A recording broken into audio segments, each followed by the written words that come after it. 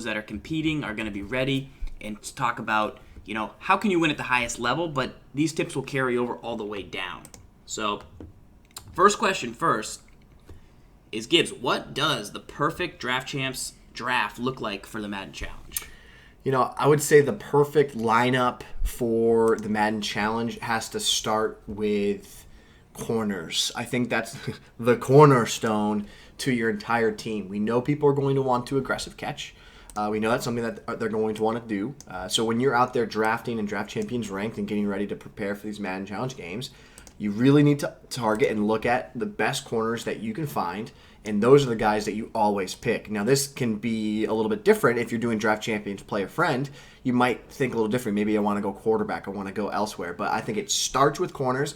If you get an elite corner, look at man coverage, look at zone coverage, look at those ratings. That's the number one guy, number one position that you need to draft in order to be set up to have a great run in Draft Champions Ranked.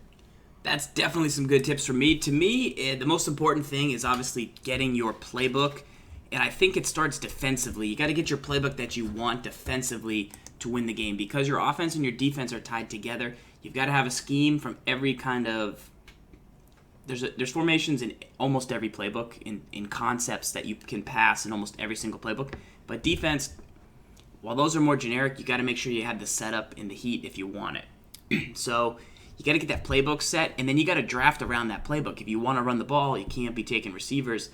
You're not always going to get the exact personnel you want, but you got to get close. And that, to me, is more important on defense than it is on offense. Yes, correct. The playbook obviously is going to really decide how comfortable you feel, but you need to kind of go in with an attitude. Like, the worst thing that I could feel that could happen to someone, and it's going to happen, and it's happened to me, is you go in, you're like, this is my strategy, I'm going to, and then like 5th round comes, 6th round comes, and you're not exactly getting the guys you want, and then you're like, uh-oh, you start panicking, and you go away from that. Yeah. And the next thing you know, you feel terrible about your team. So go in with a strategy. Our recommendation is corner heavy, secondary heavy. Because you can always use and recycle those guys all Right. around. That allows you to do so much more, and then that you're going to have the personnel to make a defensive scheme somehow by getting those blitzers. You can edge blitz them. You got extra. If you get an extra safety, it's okay. If you get an extra CB, you can play him at safety. So there's a lot you can do if you draft heavy there.